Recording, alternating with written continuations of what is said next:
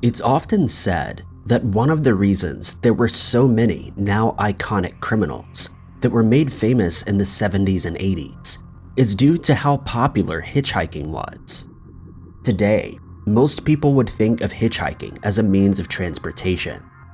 It's something that only happens when an individual has no other choice. But it was once fairly popular. Due to these hitchhiking horror stories, and the creepy and dangerous people that have been encountered by hitchhikers and motorists alike, it's easy to see why it's no longer so popular.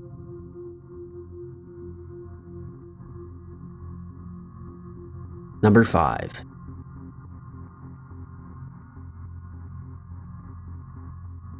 By the time Lydia Preston started hitchhiking in Hollywood in 1979, the unsolved crimes that claimed the lives of 3 young men in a nearby city years earlier had been mostly forgotten.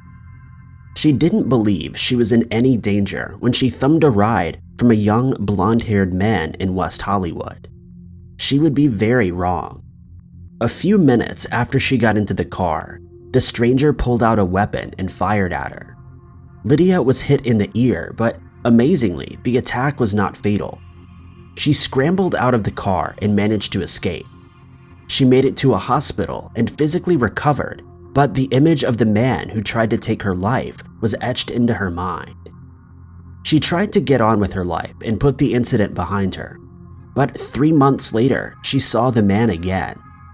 It was early in the morning of July 11th when she spotted her attacker at a bar.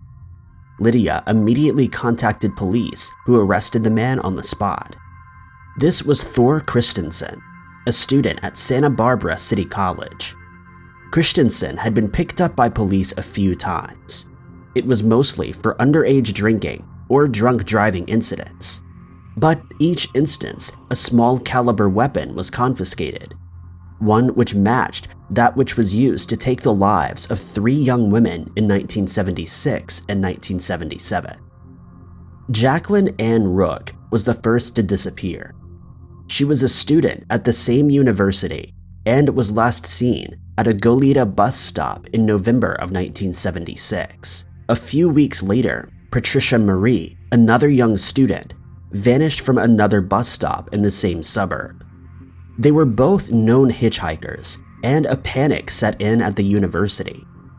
In January, the 2 bodies were found within days of one another in a nearby canyon. In May of that year, 19-year-old Mary Ann Saris vanished. She was a waitress who bore a striking resemblance to the 2 students. Her body was found the day after she vanished in Drum Canyon. 100 people, including Christensen, were interviewed, but the case went cold. That was until 1979 and the attempt on Linda Preston's life. He was also connected to a 5th victim. Laura Sue Benjamin's body was found at the side of the Angeles Forest Highway in May of 1979.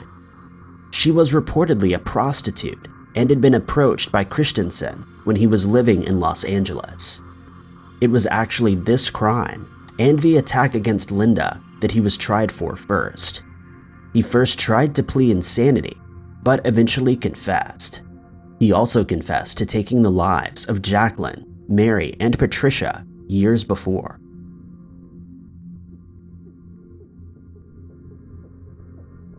Number 4.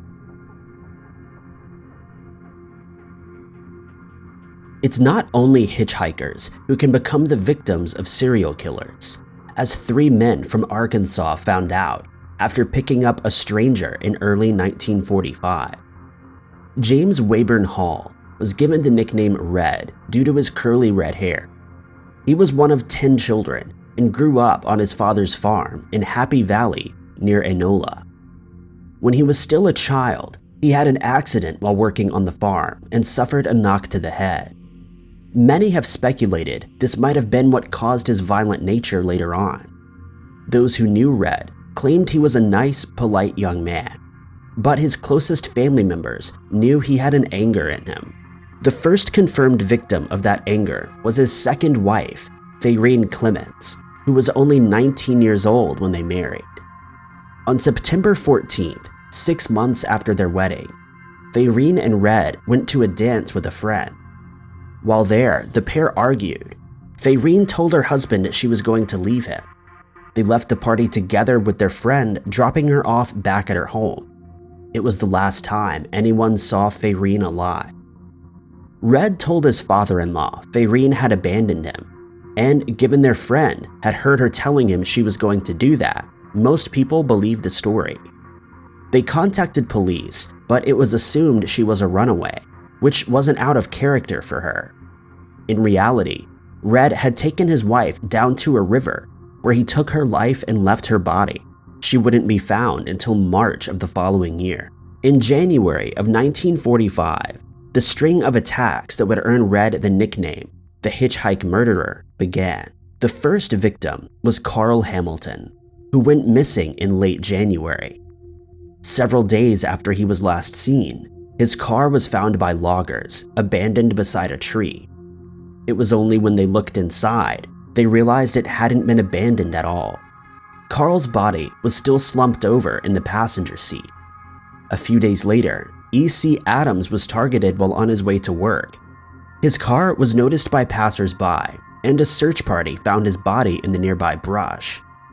The same day, a delivery driver named Doyle Mulheron was reported missing after he failed to turn up with a delivery. About a week later, his vehicle and his body were found. It was deemed the same weapon that had been used to take the lives of Adam and Doyle, but Carl's case wasn't immediately linked to the other two. Eventually, an acquaintance of Red's came forward. He told police Red had borrowed his car around the time that Carl had disappeared. A weapon had been left in the glove box, but when Red returned the car, one of the bullets was missing. Inspecting the weapon showed it was the same one used to take Carl's life. Red was arrested in March, and he quickly confessed to the 4 crimes, taking police to where he had left his wife's body and giving details of the attacks. Each case, he'd hitchhiked a ride with his victims, then taken their lives and stolen whatever possessions they had. He only made a few $100s in these crimes, leading many to think robbery wasn't his real motivation. Red also told police he had taken many more lives, at least 24, including 10 migrant workers over a period of 2 years from the same farm. He was found guilty of 4 crimes in Arkansas and received capital punishment. There are a number of other crimes that have been linked to him, many similar in circumstances to the 3 men Red was convicted for, but how much truth there was in Red's sinister confessions remains unknown.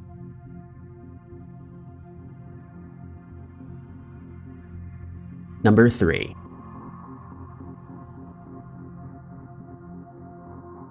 Over the span of a few weeks, a mad hitchhiker attacked multiple motorists in Ohio and Indiana. Most of his victims lost their lives, one after a lengthy battle with the injuries he sustained, while a third managed to escape. It didn't take long for police to track down the culprit, 21-year-old Michael Buick. Buick was already known to law enforcement at the time. He was involved in an illegal substance trafficking case and needed money for a lawyer. Instead of getting one through legal means, Buick decided his best course of action was to rob motorists and attempt to rob a bank. His first victim was Gregory Wahoff. Gregory spotted Buick walking down the street on May 14, 1983.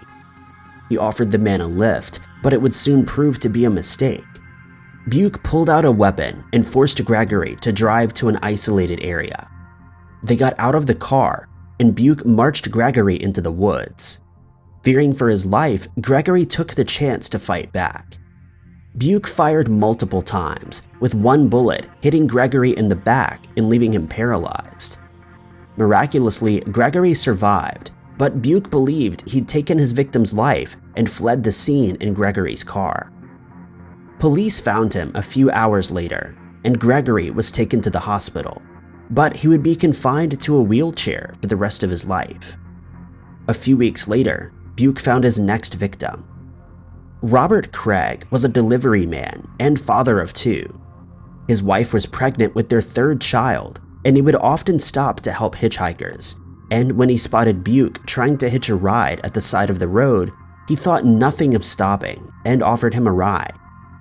As was the case with Gregory, as soon as Buke was inside, he turned a weapon on Robert. Robert's body would be found on the side of a rural road by police officers a few hours later. Buke ditched his victim's vehicle in the parking lot of a nearby shopping mall. Apparently, this wasn't enough for Buke, as 2 days later, he targeted his third and final victim. He was walking on the side of the highway with a gas canister when Bruce Graham spotted him. Figuring this was another motorist in need of assistance, Bruce stopped like the others. Again, Buke forced Bruce to drive him to a secluded area. Like Gregory, Bruce tried to fight back. A bullet grazed him, but he managed to escape to a nearby bar. Realizing Bruce had gotten away, Buke fled the scene of the crime. Amazingly, 2 of his 3 victims getting away, Buke did not try to lay low. He told a coworker he was the mad hitchhiker police were looking for, and the coworker went to police. It was determined the same weapon had been used in all 3 crimes, and it didn't take long for Buke to be found guilty in all 3 accounts.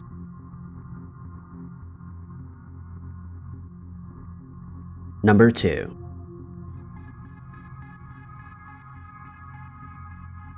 It was less than a decade after the Boston Strangler was caught, and his horrific actions were still fresh in people's minds when young women started to go missing from the area in 1972. The disappearances started in September, barely 2 weeks after the first term at Boston University had begun. Student Kathleen Randall, who had only just enrolled for her first year at the university, disappeared. She was last seen trying to hitch a ride. The incident alone may not have caused too much panic, but 2 days after Kathleen disappeared, the body of another young woman was found. She had been strangled and left not far from her home. When hunters found Kathleen's body in early October, it was in such a bad state that police couldn't determine what exactly had happened to her. But it was determined someone had purposefully taken her life. Then came Ellen Reich, a student at Emerson College who went missing on November 9th. She was a habitual hitchhiker. By this point, local universities began to warn students not to hitchhike and ran personal safety programs. It would be too late for Ellen, who was found in an abandoned apartment, her body in a closet that had been nailed shut. Several more young women would go missing over the following weeks and months.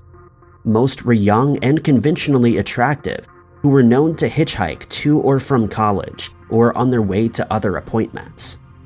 Some were found soon after they vanished, but the families of others would have to wait weeks before their worst fears were confirmed. It's not clear exactly how he came into the picture, but the police investigation eventually identified Anthony Jackson as a possible suspect. Jackson was a known pimp and was arrested after a violent car chase with police officers. Police located a gold Cadillac which Jackson had previously owned but had since been abandoned. They were able to determine several of the missing women had lost their lives inside the vehicle, but finding the evidence to link every case to Jackson would prove to be impossible. In the end, Jackson was charged with taking the lives of only 4 of the women. He would be found guilty in all but one case, that of Sandra Aramjia. Jackson hinted during interviews that he was involved in other crimes, but would not name who. He told police that he wasn't responsible for Kathleen Randall's disappearance. This isn't too surprising, as police believe the same person who took Kathleen's life was also responsible for taking the life of Sandra, the one case he was found not guilty of. Unfortunately, much of the evidence in Kathleen's case has since gone missing, but the other cases remain open to this day.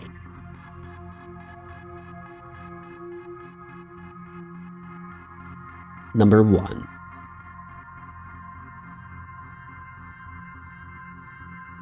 Backpacking across Australia has been popular with young tourists for decades. Even today, it's a popular way to travel between the country's major cities. But in the early 1990s, the number of mostly European tourists that were vanishing was starting to make headlines around the world. A number of disappearances in the 70s and early 80s meant backpackers were encouraged to travel in pairs for safety. This would not stop them from becoming targets, though. The new string of disappearances began in the final days of 1989.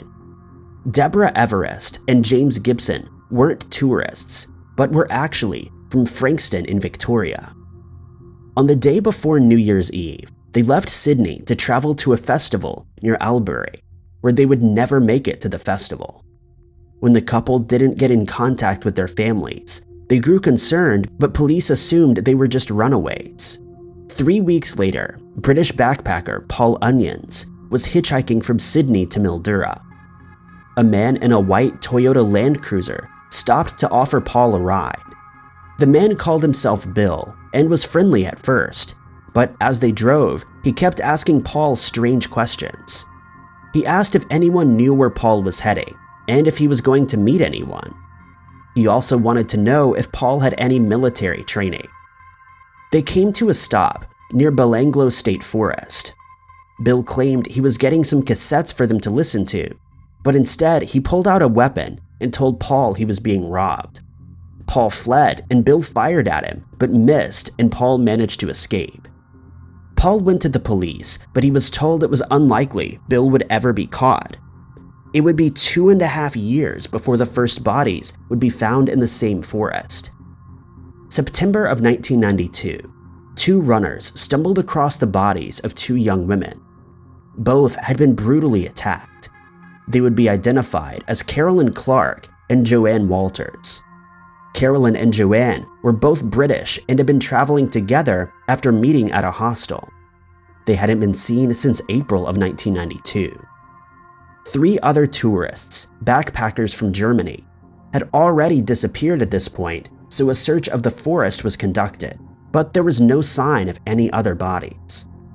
A year later, 2 more bodies were found in a remote part of the forest.